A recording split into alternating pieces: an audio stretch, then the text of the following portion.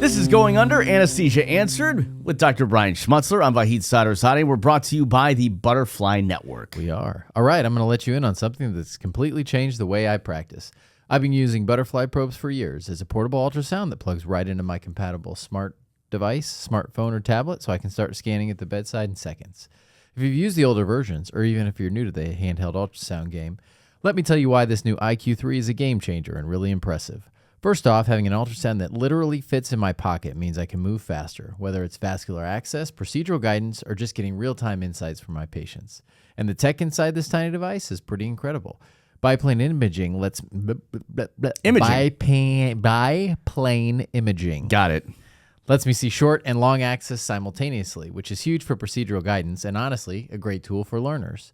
The new needle out of plane preset even shifts the scan plane digitally so I can see the needle tip sooner, which makes a real difference when precision matters.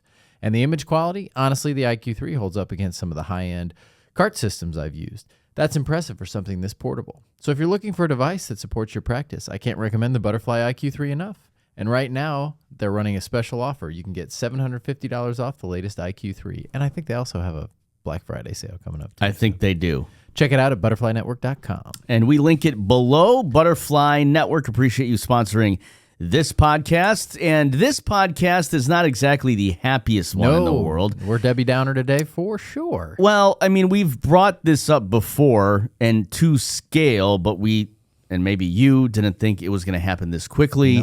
No.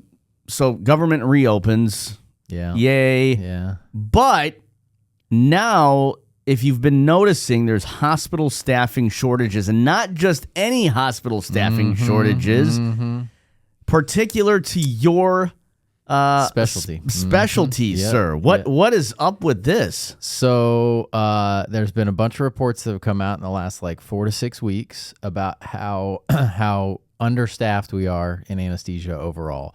And so there's 3 big articles that came out, and then actually there was another sort of white paper by one of the anesthesia company or locums companies. But so the first one was in Becker's Healthcare, says the existential crisis facing anesthesia. And so in that article, basically what they're talking about is there are now ORs being shut down, permanently shut down because we don't have enough anesthesia providers. So that, you go to your local hospital, and the local hospital used to do 100 cases a day. Yep. And now they're only doing 70 because they don't have enough anesthesia providers.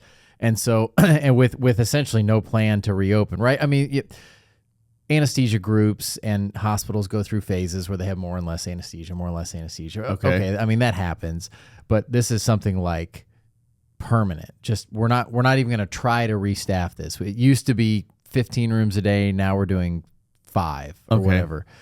So it's bad. And there was one that happened in North Carolina about a year and a half ago, 2 years ago, where they went from 30 ORs to 4. Just because of anesthesia. Yeah, because there's not enough anesthesia providers. Yeah. And anesthesia providers is a general term for anesthesiologists. CRNAs and AAs, yeah. And what about anesthesia locums, or are those just the type of jobs that people have? Locums are either anesthesiologists, CRNAs, or AAs, but they're locums means that you're not tied to that place. You find an agency and you go, and it's like temp work. AAs, though, you have to have an anesthesiologist, medically directing, correct. So if there's not, so let's back this up though. Yeah. Last year we were kind of giving out stats on this. If you want to see that podcast, I'll link it below. Yeah. Shameless plug. But I'll link it below if you want to hear that one and then come back to this one. But essentially you were saying in a couple of years it could be a huge problem. Well, and it was a big problem coming out of COVID, and I thought we had kind of stabilized it, and that, maybe it was just a slow drift into this, and we'd have a little time to figure out, what do we do about operating rooms? How do we move things around? How do we get more anesthesia providers, whether that's CRNAs or anesthesiologists? What's the process? How do we do this, and how do we make it not fall off a cliff? Well, I think we're right at the edge of the cliff now. What is the problem? I mean, we talked about this before, but let's go back. Is it the chicken or the egg, or what is the problem? There's so many. Is it that they're not allowing more into medical schools? And no, it's not medical. Medical school is not the bottleneck. Residency is the bottleneck. Remember, residencies are supported by CMS, Centers for Medicare and Medicaid Services. and they have a limited number that they're willing to pay for because they pay for it. They pay for the provider, the anesthesia resident, and then they also pay the hospital money to help train the anesthesiologist. But why aren't other specialties They are. They are. Many are. Yeah, many are, but not like anesthesia. So I'll give you the culmination of how this all happened. So we had an older population than a lot of other specialties. Lots of baby boomers, older people, anesthesiologists and CRNAs who were kind of on the verge of retiring anyway, but were hanging on because, maybe they had a job in an ASC or something easy. COVID hits, right? And COVID was a complete turnaround for anesthesia. So many people retired. Many people got sick and or died during COVID. And many lost their jobs and just said, forget this. Like, I'm just going to retire, or I'm going to go do something else. Or I'm going to just do locums and I'm not going to come back, because they didn't have any loyalty to me when they fired me during COVID because they didn't have any cases.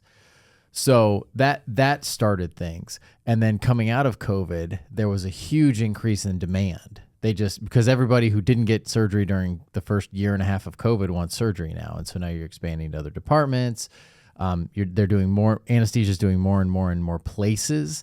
So, the GI lab, surgery centers are opening, especially in states where there's not a certificate of need. You've got EP or cardiology. Like, the anesthesia is all over the hospital now when it wasn't necessarily in the past. So that's been huge. So increased demand, decreased supply. And again, I thought, that there's a lot of new CRNA schools opening. There's some AA schools opening. They have added a few private anesthesiology residencies. So like there's one in Indianapolis that's just funded by the group. So they're training anesthesiologists, but it seems like it's not enough. So you've got that headline. You've got the existential crisis facing anesthesia. Then you've got anesthesia leaders' biggest concerns for 2026, and every single one of them, staffing. So this is interesting. You actually own a staffing company. Correct, yes. What could you say are you having problems bringing on people, or what are you not finding? Usually, no. So you're not having issues finding staffing? No. So where's the next step here? You know what I mean? Like, if you're a staffing company and you bring on people like CRNAs and AAs and anesthesiologists, what's the next step to making sure these ORs are back open and fully staffed? Well, I only staff in a small region of the country, number one. Number two, I think that hospitals are overextending themselves and then don't want to pay. They don't want to pay for the additional services. Yeah, correct. How could you not pay for anesthesiologists or anesthesia in general? I mean, are they hoping that a magic wand comes? I mean, I think you're standing at a cliff that I don't foresee. How do you turn that around quickly? You can't. And they don't understand that, right? So most hospital administrators don't understand that you just go ahead and pay for the anesthesia, because there's so much downstream revenue from the cases in the operating room, right? And we'll talk about reimbursements later on. I don't bring money, not enough to cover my salary. Anesthesia doesn't bring enough money in to cover their cost. But the hospital makes a lot of money on facility fees from the procedure, and then they make money for the patient sitting on the floor, and they make money for the MRI and the lab and all the other stuff. There's a lot of downstream revenue that comes from that patient having surgery, and they can't have surgery without anesthesia. So I don't understand what their issue is. But we're looked at as a cost center, right? Because they look at us and they say, well, it costs this much to bring you guys on, and you only collect this much. So, why would I pay all that money for you?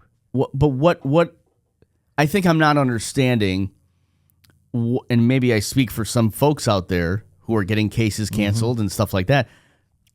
What are they hoping for then? Are they hoping that surgeons can all of a sudden just provide anesthesia? No. I mean, if they want to make money off of surgery, you have to have somebody that performs anesthesia. They just are stacking cases.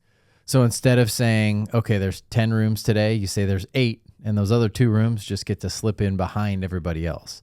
So you've got OR rooms going 4, 5, 6, 8 hours longer than normal. So there's and I'm looking at this right now, this data. Yeah. There's a shortage of minus 12,500 Yep. anesthesia providers. Yeah. To fully come back from that, how long would it take for staffing? Oof. 12,500. So I think I don't know what the numbers are. There's nowhere near that being trained every year. That's a lot. And don't forget, every year a certain percentage retires as well, or leaves, or dies, or whatever. I think it takes. I mean, at the current rate, we never catch up. We continue to decline. Yeah. So I guess I'm just kind of confused. Yeah. So the answer is either train a whole bunch more anesthesia providers, Okay. anesthesiologists, CRNAs, AAs, or reduce the number of sites of service. So do we need a surgery center on every corner of every shopping mall, right? You drive over towards Northeast Indiana. There's surgery centers all over the place. Northwest Indiana, surgery centers are all over the place. Indy, surgery centers all over the place. So maybe there's a contraction of sites of service. But that's not good for anesthesia, though. I mean, look at the current amount of students. Yeah. That are not even close. No. I mean, that are going into the practice. Yeah, but it's not even close to. Even if you shut down all those surgery centers, every one of those extraneous surgery centers in Indiana, you still don't have enough anesthesia providers to cover everything. Is this bad for somebody who's looking to get into anesthesia? This is good. Yeah, because there's a lot of demand and not enough supply. So that's why anesthesia compensation is going through the roof. So compensation is going through the roof. But again, if there are not enough anesthesia providers for surgery centers is what I'm saying. Well, there's not enough anesthesia providers. Period. Right. Period. Right. So if you want to work in a surgery center, you could go work in a surgery center. You can pretty much tell them, this is what I want. It's just crazy to me that is really the one thing that you can't, you can't have surgery without lack. Yeah. You cannot do surgery without an anesthesia provider. Yep. So I don't really understand, where the kind of chain link is broken there. I mean, it's for you who's in the profession, right? You understand fully. But for outsiders, yeah, and for a lay person who is a patient, I don't understand why they just why there isn't enough funding for anesthesia providers, why there isn't enough money.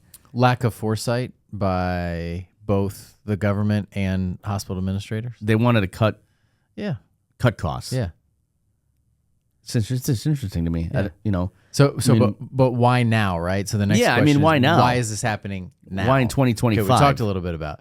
So baby boomers are retiring. Yep. Right? We've talked about this many times, mostly anesthesiologists, but also CRNAs and AAs. Training programs are either at capacity or there aren't enough of them, and we can't produce enough providers. Again, orthopedics, excuse me, is driving a lot of this demand, right? So you've got a lot of these baby boomers who are retiring now want their hips and knees and shoulders done, right? Okay, so that's a big thing. Bariatric surgeries. We talked about this at ASMBS, right? Tons of bariatric surgeries happening now. It's getting better and better and more and more approved by insurance. And then more complex patients mean longer cases. So that's another big thing because we're getting fatter as a population. We're getting sicker as a population. So surgeries take longer. So your whole day takes longer. So hearing you say all this, my mind kind of shifts to what's going on in Canada. Okay. With surgery, okay. Right? Surgery is...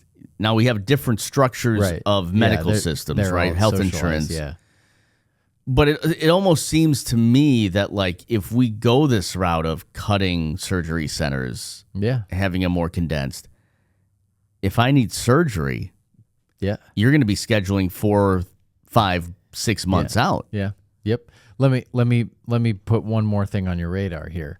So the reason we're not just because otherwise, let's say I wanted to have surgery. They're like, nah, we're too busy. I can't really get you in. Guess what's really pushing things now? The government shutdown was over the Obamacare subsidies, correct? Right. So people are looking at their insurance for next year and looking at how little it's going to cover or how expensive it's going to be, everything changes in January 1, 2026. So we're even seeing this locally. They're trying to schedule more surgeries than I've ever seen in really ever since the government shutdown, because people are looking now at what insurance is going to cost and what a surgery is going to cost. They're covering less and less. So that's adding to it as well. Wow. Yep. So really the ripple effect, you're seeing it live in person. Oh, yeah. Even on our local level. Yep. Within a couple of weeks of when it was pretty clear that the shutdown was going to be over.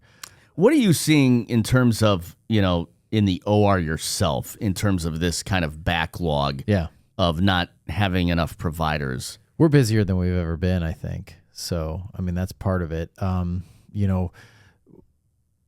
I work at a location that isn't typically open on weekends or, holiday-ish days, and they're starting to do cases on weekends and holiday-ish days because there's so much demand.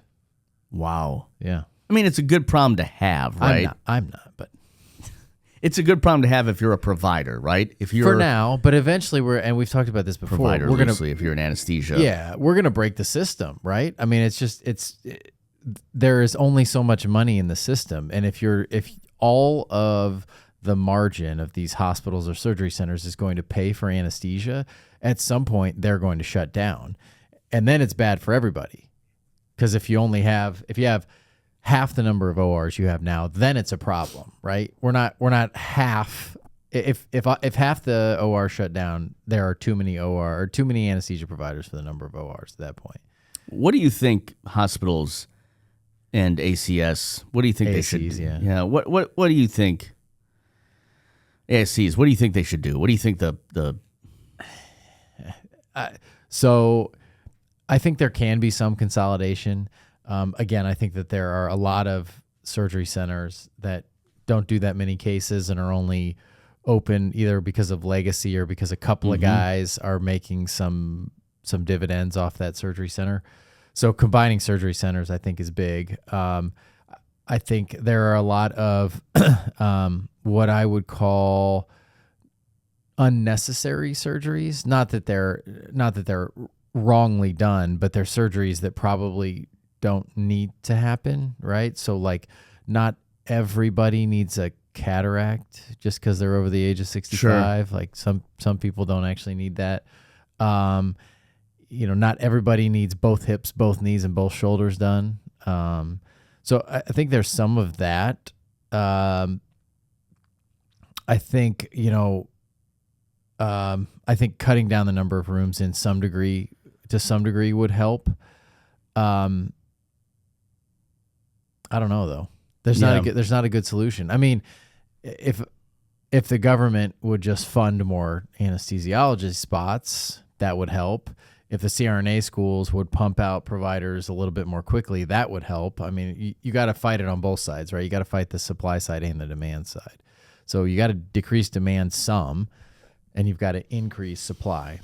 The other thing that a lot of people are talking about, and I love my parents, I love the boomers, clearly, but they're coming towards the end of their lives. And when that happens, there's going to be much less utilization of the healthcare system. So as the baby boomers die out, and it's supposed to be over the next 10 years, there'll probably be less demand that way as well. Now, will we catch up? I don't know, but there certainly won't be the amount of demand that we have right now. A couple of questions to take us out. Where do you see this going in the next 3 to 5 years? And B, where do you see it going for companies like yours, staffing providers? Where do you see that going?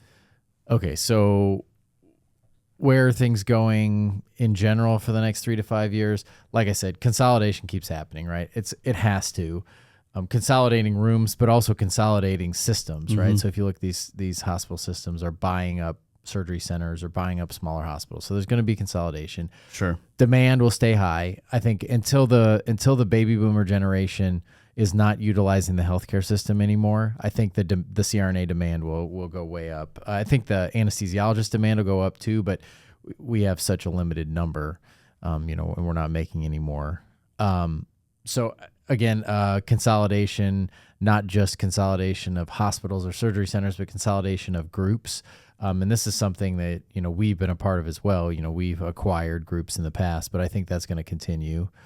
I think, there's a lot of stuff about algorithms and AI and all that kind of stuff. That's probably going to help quite a bit to optimize operating rooms. It probably at some point will get good enough where it will be running the cases in the operating rooms. So that's, I don't know. I'm bad at these predictions, but let's say 20 years down the line, you've got AI just doing the cases and you've got an anesthesia provider watching 6 or 7 rooms of AI doing the cases. But then, I think it all comes down to forward-thinking leadership, right? So within the group, within the hospital, you have to work together. The hospital leadership has to work with the anesthesia department leadership to figure out how they go together instead of being adversarial, which has been the way it has been in the past. Again, the worst thing that a hospital administrator can do is say, look, anesthesia is a cost center for us. They don't generate enough revenue to cover their costs. Don't even worry about them. Just schedule the cases. We'll figure it out. And some of them do that. So I think you have to have a really, really strong partnership. And what is the rate of attrition compared to the rate of growth? In terms of anesthesia providers? Right. So I don't know. I mean, people are retiring, you have the older population that I think we're still not keeping up with the overall loss of providers. So we're already so short. And then everybody, let's say we even are a 1-to-1 replacement. The number of providers trained each year is the same as the number of providers leaving each year. We're going to constantly be in this deficit, and then the demand just keeps going up. So again, you're less and less providers for more and more demand. And so for me, I do think this is doom and gloom. And I'll say I'll say personally. So we went through a period when we used to talk to hospitals when they were asking for new anesthesia services, where all they cared about was staffing coming out of COVID, right? Do you have the staff? I don't even care if they're good. Just do you have somebody who can sit on a stool and deliver anesthesia? And then about 18 months ago to 2 years ago, they started going, well, all right, I trust you have staff. What's your quality? How do you measure your quality? How do you make sure that your providers are great? And then just in the last probably 3 months, it's gone back to, we need somebody to sit in. Yeah. Do you have staff? Yeah, that quality's great. Okay, fine. But do you have staff?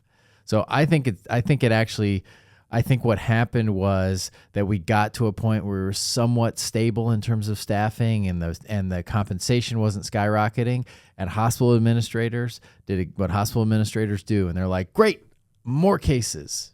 Let's go. Increase the number of rooms. Build an ASC. Did the worst thing you could possibly do when we were just on the edge of stabilization. Well, we walked out of here last week, and I was asking about Dr. Cian. Yeah. And you're like, oh, yeah, he had 12 cases today or whatever. Yeah. I'm like, what? Yeah. And he won't be here for a while. He had a bunch of cases today. Yeah. Wow. Yeah. I'm just, it is baffling to me. Again, hopefully it's not all doom and gloom at this point. I don't have a lot of positive things to say right now. I mean, even so if you look, and I'm just going back to the article here, 2 of the 5 articles that we looked at are from locums companies talking about how scary it is. In the locums companies make money off of shortages. Their whole thing. Right. And they're even saying this is a problem. So that really, those 2 articles, yeah. So coming to a hospital near you, oh, I'm sorry, your surgery's canceled today because you don't have anesthesia. Yeah. Knock on wood. Knock on wood. Yeah. Knock on wood. One thing that I would love to do with you, in particular on your social channels, is do like a Q&A. Yeah. Because I think we could do that. I think, obviously your expertise in this matter, and also, your audience, right? Yeah. I mean, on social media, if you've been to Dr. Schmutzler's social media profiles, really a lot of the content is geared towards medical students coming out of school, coming out of residency, getting those jobs. I think we're going to have some success with Q&As. And if you have a question for Dr. Brian Schmutzler, put it below because he will answer those questions. Yeah, let us know. For sure. All right. Is the doom and gloom it? Or are we ready for Happy Thanksgiving, everybody. Happy Thanksgiving. Happy Hey, we still, so to be fair, Yeah. we still have the best healthcare system in the world, right? Not that it's necessarily perfect, and there are a lot of things that need changed, but if you get sick, you want to be in the United States. That's my plug. We'll leave it at that. Yeah. Very positive outlook. Yeah. Happy Thanksgiving, my friend. Happy Thanksgiving, and to everybody, happy Thanksgiving. Happy Thanksgiving as we start the holiday season. We've got so much more to come here on Going Under Anesthesia Answered. The rest of the year, we're going to take you up till December 31st, by the way. And then we've got a nice 12-part series starting in January. Immediately in January. So don't go anywhere. If you want a stocking stuffer, well, there you go. Buckle up. That's it. That's it. Tell your loved ones. All right, for Dr. Brian Schmutzler, I'm Vahid Sadrzadeh. This has been Going Under, brought to you, Anesthesia Answered, brought to you by the Butterfly Network. I was waiting for you. As always, brought to you by the Butterfly Network. See you in the next one. See you in the next one. See you in the next one.